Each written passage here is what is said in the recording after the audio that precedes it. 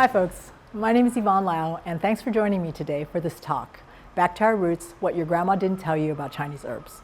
So let's start off with a scene. And this scene is something that happens basically weekly in my household. So we have my mom, Grandma, and we have my son, my teenage son, Gabriel, Gabe. And practically every week, my mom will put a bowl of murky soup in front of him and tell him to drink it. Of course, my son will say, Papa, what is this? And Papa means grandma. My mom will say this in Chinese to Gabe. In it has blah, blah, blah, blah, blah, carrots, blah, blah, blah, pork, blah, blah, blah, and it's good for you for blah, blah, blah, blah, blah. And so, of course, my son will look at her with a blank look, and she'll look at me and mutter, how come you didn't teach him better Chinese? And then she'll end it with saying, drink it, good for you, in English. Okay, and then she'll walk away, which is wonderful because she didn't see my son's eye roll. So Gabe, being the good sport that he is, he does drink it though, and sometimes he'll like it and sometimes he won't, depending on the season and the ingredients. And now he's learned the smell of many of the soups, and so sometimes he'll even groan before she even puts down the bowl. You may have experienced this growing up or even now, and so I'm here to explain a little bit about what all the blah blah blah means.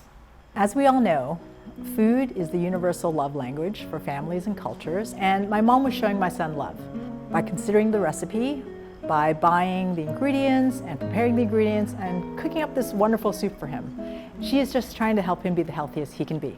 In my mom's case, because she's knowledgeable about Chinese herbs, she actually has the language to explain. However, my son, not knowing enough Chinese to understand Chinese medicine terms, doesn't get it. In other families, maybe it's the same, or maybe elders don't have a thorough understanding of the language to explain these concepts to the younger generation. And I think that that's such a shame because what's being offered is valuable and precious and part of our cultural heritage, and that the lack of understanding causes many people to lose out on something that could really help them. So I'm here to explain that not only are these elders showing you their love, but what you're drinking really is good for you.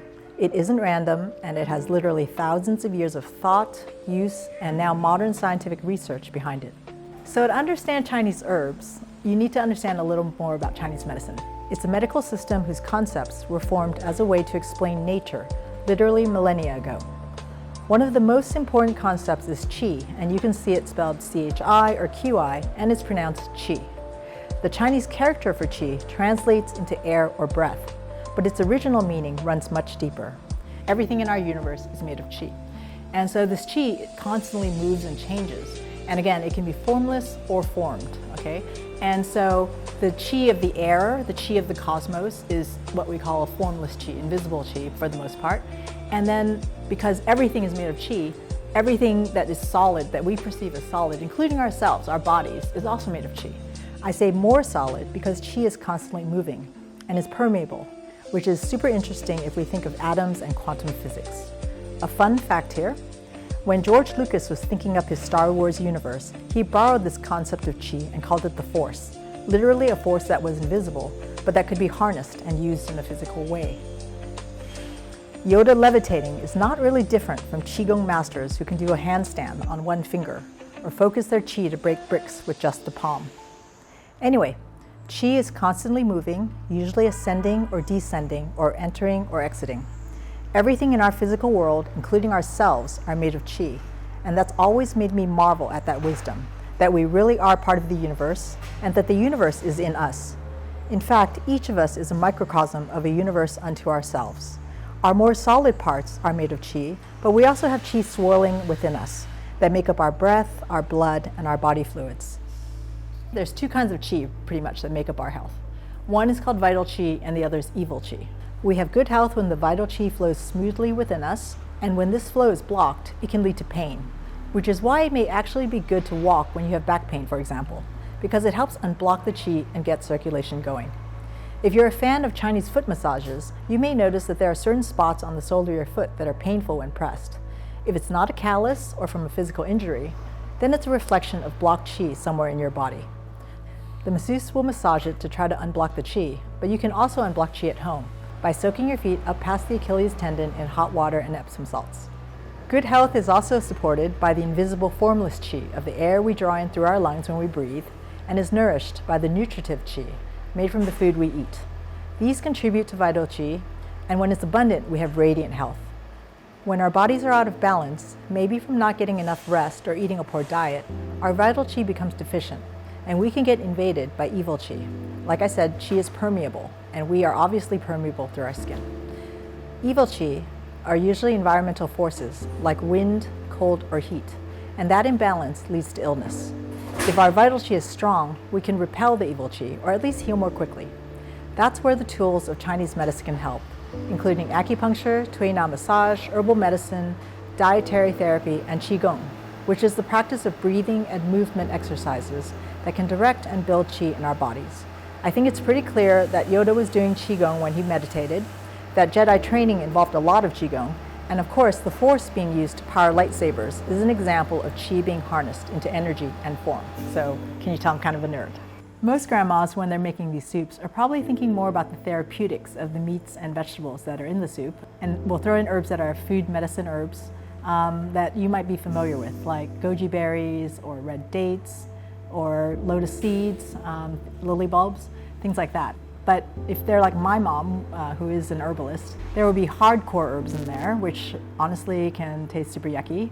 And if we're actually sick, then we'll get a super funky tasting bitter herb tea. By the way, when we're talking about herbs, we're not talking about culinary herbs like nice culinary herbs like basil or oregano.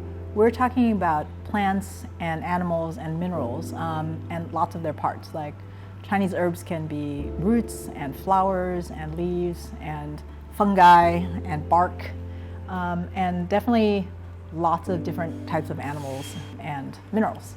Fair warning, sometimes these combos can taste funky, but as my mom says, good for you.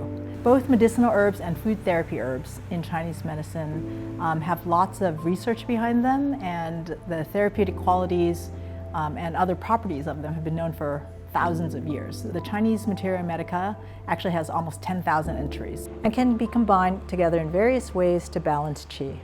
By the way, Chinese medicine concepts are actually much more complicated and detailed than what I'm telling you, but we're keeping it super simple here.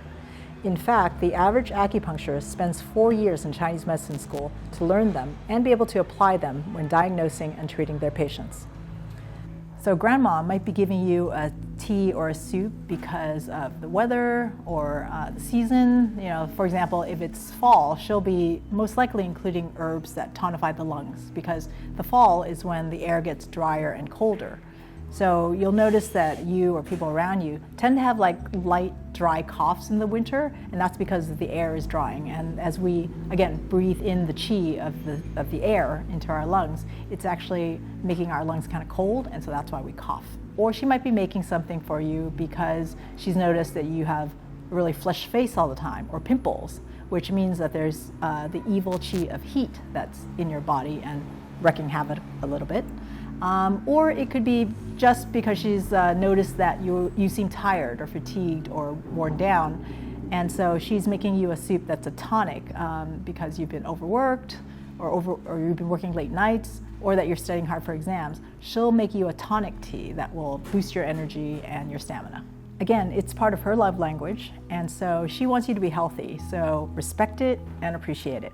So I'm standing here in the Chinese Medicine Exhibition Hall, sponsored by our American Research Institute of Chinese Medicine here in San Francisco, Chinatown.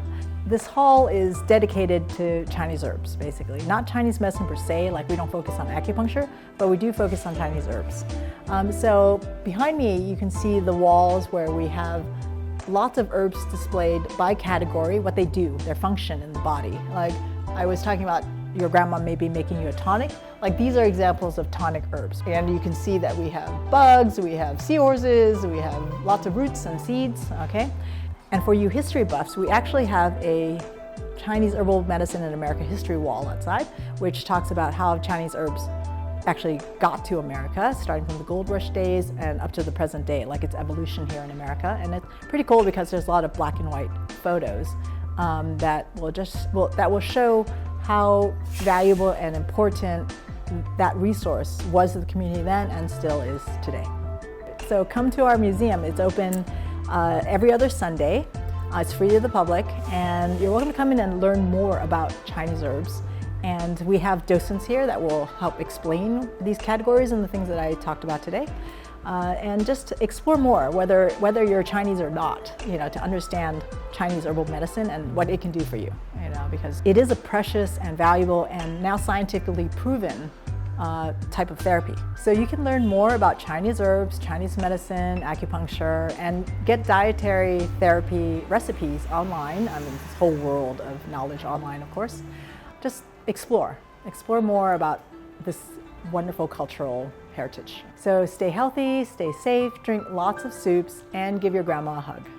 Thanks for joining me today.